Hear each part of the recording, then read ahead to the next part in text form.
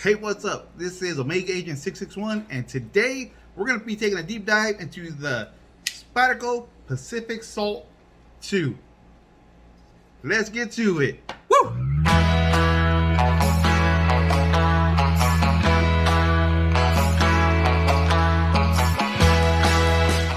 Before we get started, I just want all you crash coursers to know that I am aware that I've been saying the name of this knife wrong.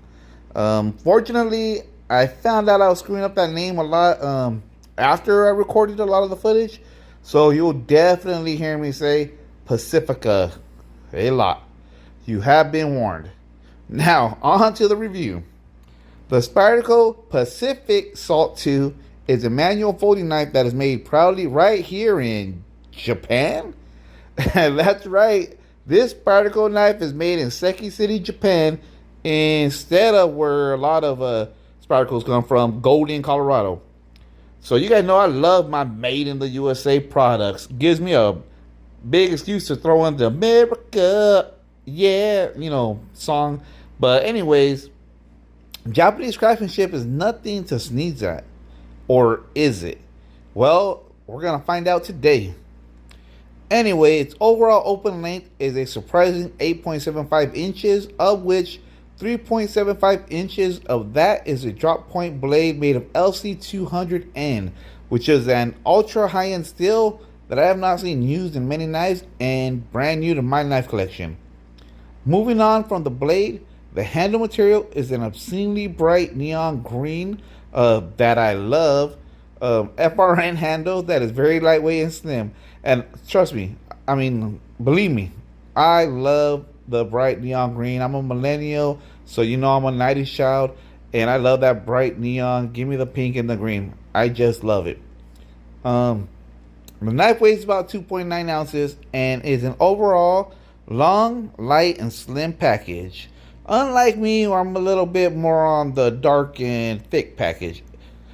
Well, anyways, let's do a quick size comparison. Now, let's do a quick size comparison with the SpyderCo Pacifica Salt 2. Before we get those other knives out, let's go ahead and measure it real fast. This knife is way bigger than I expected it to be, and always surprises me with how big it is. Look at that, 8.5-ish, a little bit over 8.5-ish inches long, maybe, with the blade at 3.5-inch blade edge around that mark, but almost like a 4-inch total sticking out of it, but about 3.5-inch blade edge part. So pretty big for light knife, to be honest. This was going to be the knife I took kayaking and hiking and fishing. Lightweight, rust resistant. I could take it in the water, get it dirty, mud it up, spill beer on it and everything. And surprised by how big it is. But I like it. Let's just see how it sizes up now. First things first, we're going to size it up against the other SpyderCo in my collection. The Blade HQ exclusive SpyderCo Shaman with the M4 blade. And just going from this one to this one is so much heavier. This is like a tank. I can't believe how heavy this bad boy is. Paper light, heavy as F, if you know what I mean. Other than that though, it actually looks like the Pacifica Salt 2 is bigger, longer handle and bigger blade. Crazy. Next up, just because it's one of my favorite knives and I jump at every opportunity to whip it out, microcheck SOCOM Elite. So these are three of my bigger folders. Its overall length is up there with the Microtech, which is rare. I do got some big knives. Like, you know what? Here we go. SOG Fielder XL. That didn't open nice. I keep hitting the tripod. There we go. Here's another big one. So that looks like the order of bigness from my big folders. How about we compare it with the fixed blade knife? Bushcrafter. Alright, very similar size. So if you're getting a Pacifica Salt 2, just be aware it's a long knife. It's much thinner and lighter than all these other blades up on here. But it is long. Let's try it against. Let's get some measurements against some EDC size knives. Let's start out with the ultra portable-ish Kershaw Atmos. Ultra portable EDC. You can see the handle is almost as big as this whole knife. Look at that. Another EDC knife that might not be considered ultra portable, but is an EDC and a good working knife. One of my favorites, Kershaw M4 Blur. Actually, my favorite Kershaw limited sprint run. It's bigger for more tactical or hard working use, but still smaller than the SpyderCo. And let's try one more knife. I got another pretty large folder I forgot about. Jackknife Sting. Now that's a good size comparison. These knives are very similar length, very similar widths. Just this SpyderCo is so much lighter. This is pretty light, but this SpyderCo is just like air. Alright, there you have it for a size comparison with the SpyderCo Pacific Salt 2. The Pacific Salt 2 is an updated version of the original Salt and is an in-house SpyderCo design. According to SpyderCo, this knife combines the highly refined ergonomics, grip texture, and forward position pocket clip of the iconic Endura 4 lightweight with ultra corrosion resistant materials. Alright, well, I don't have an Endura 4 lightweight, so you guys can be the judge of that. Anyway, the overall vision and motivation for the Pacific, in my opinion, is to make a knife that you can use out in the ocean without ever having to worry about corrosion, and a lot of design features are with that vision in mind. So let's start out with the blade. The blade is made of LC200N, a steel that is, you know, almost up there with super seals in terms of edge retention, hardness, toughness. But where it really blows them all out of the water is its incredible corrosion resistance. So confident is SpyderCo in its corrosion resistance that they gave the blade a satin finish instead of opting for some kind of coating like a Cerakote finish to help, you know, further its corrosion resistance. I like the confidence SpyderCo has, but the satin finish is a smudge magnet, and to be honest, I just think a black Cerakote finish would have looked great on this blade. The flat black combined with that neon green, you know, give me those Mufasa chills. Anyway, there are a few options when it comes to the blade shape and blade edge, and I chose for my knife to get the drop point with the full serrations, or as I was doing my research for this review, I learned that SpyderCo calls it a spider edge. So I opted for the spider edge because I plan on using this knife exclusively for fishing and on my kayak when I'm out kayak fishing, or I even got an inflatable boat that sometimes I take out with a little trolling motor. But I wanted something that could like cut rope and saw up frozen bait, do a little fish gutting, get wet, dirty, you know, without worrying about the knife rusting out if I drop it in the water, in the mud, or, you know, not worrying about it getting damaged. And I also didn't want to have to do a lot of edge maintenance. I want to throw this knife in my tackle box and you know, go along with my day. After a long day fishing and more than 6 or 2 cold ones, you know, I'm not really thinking about taking care of my knife and cleaning it and honing it, you know. So I went with the serrations, and I think the serrations are the way to go for all the dirty work that I put this knife through. So going back to the design, the full flat ground blade is laser etched with the iconic SpyderCo logo, their name and knife steel on one side, and on the other is a laser etching that looks like weird runes, but is actually a maker's mark of sorts. In this case, I believe it's the mark of Sal Glesser, who is the founder of SpyderCo and who also designed this knife. But please correct me in the comments if I'm wrong. It wouldn't be the first time I'm wrong about anything, and it definitely won't be the last. Finally, the city and country of origin is laser etched near the pivot. So that's pretty much does it for all the laser etching. It's quite a bit. The blade has a classic Spidey hole and has a line of tight, aggressive jimping along the backside of that curve that the hole produces. Um, Jimping felt really good. Let's move on to the scales. The scales are that bright neon green made out of fiberglass reinforced nylon, or FRN, and it has what Blade HQ describes as a bidirectional texture. The FRN is a good choice as it's lightweight, tough, and corrosion resistant. I mean, you ever see plastic rust? I haven't. Then again, prove me wrong again. Anyways, there is no internal liner, so the FRN scales are flexible and can kind of pinch together when you squeeze it, but they seem sturdy enough. I know some knife snobs will be real upset that the scales aren't G10. And if you didn't know, that knife snob is me. I would have loved to see G10. But at least this keeps the knife from getting too expensive, and it does the job that SpyderCo wants it to do. The scales do have that aggressive bi-directional texture for the most part, but the border is smooth and kind of beveled on the edges, and it contours. And in the middle of the handle scales is like a peanut-shaped flat area with the company name and knife model printed on it, along with the SpyderCo logo.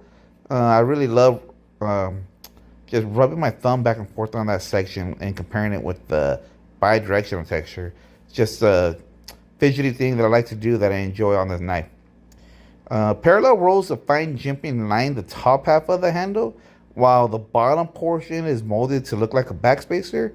The middle of the back of the handle has scalloping sides to make it really easy to access a lockback locking mechanism, and the four-way pocket clip is painted a like matte or flat black, along with all the hardware to improve its corrosion resistance, and it also has the Spidey logo on it. All in all, it's a pretty rad package, I gotta say. I like it a lot, but I think I would have liked the Warncliffe version more. Keeping the blade locked is a lockback style locking mechanism that is also painted in matte or flat black and is easy to operate and has been reliable and strong. A cool design feature on the lock is a shallow indentation to help locate the area you need to press in order to close the blade. It's a nice idea and especially helpful in low light situations, and it's another fidgety spot where I like to just rub my thumb on it while, it's just enjoyable for me to do. I have no negative issues to report regarding the locking mechanism. It works, it's strong, no issues. Being a serrated knife, I didn't expect this knife to perform well in anything other than sawing through rope, but this knife really surprised me. This knife accomplished all the cutting and slicing tasks I've thrown at it. It was also surprisingly good at stabbing and slashing.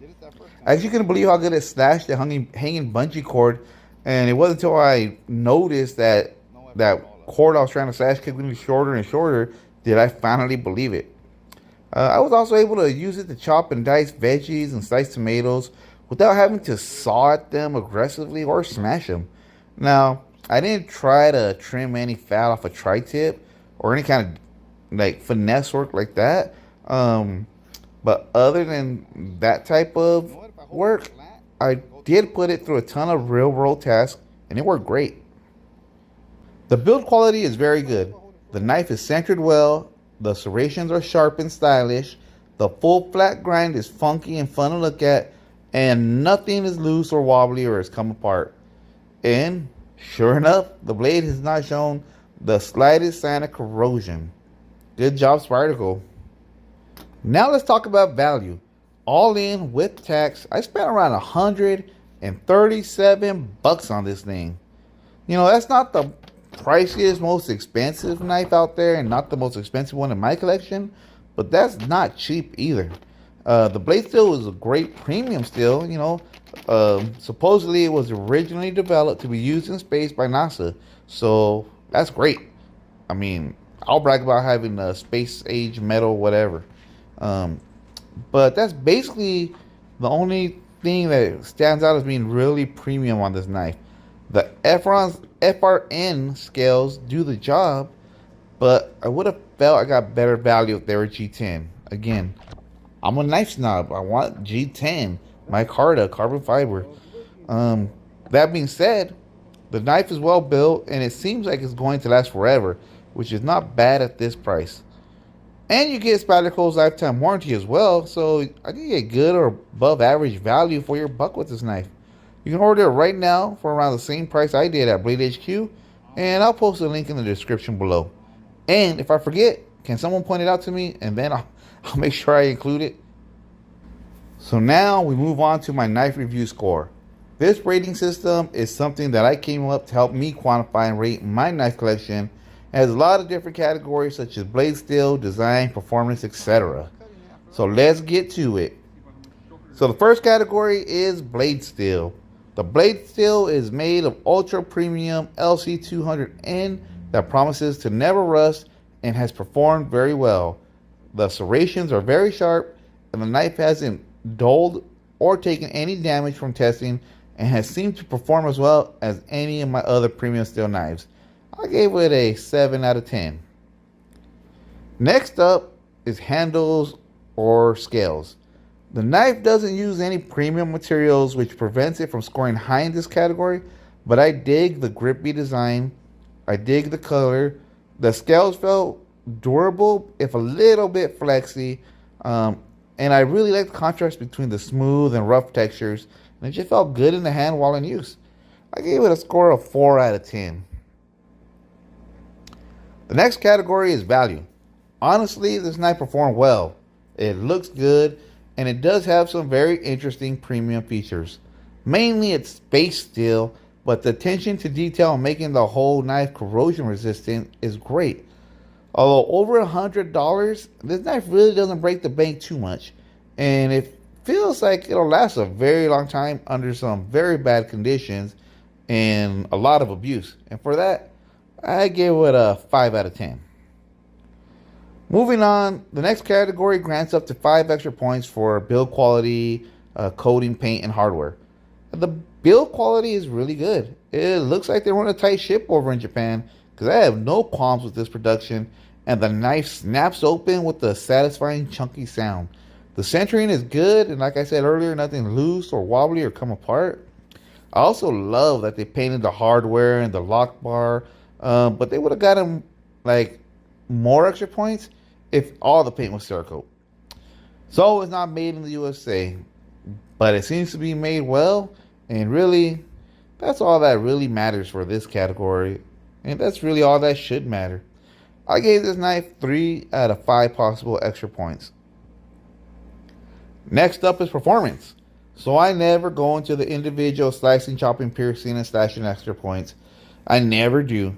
But overall, this knife performed a lot better than I thought it would at all the tests. I never had to sharpen it. I never felt like the serrated edge of limiting my use with the knife. It's a frequent carry when I'm camping and fishing, and it's a good all-around workhorse. I have to admit, I thought I may have made a mistake getting the Spidey edge, but the Pacific Salt 2 proved me right. I gave this knife a 7 out of 10. The next category is pocket presence.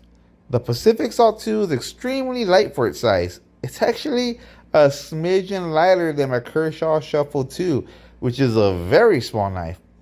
The design of the knife is thin with the smooth beveled edges that allow it to slip easily into my pocket, and the 4-way ambidextrous knife clip works well without chewing up my pocket.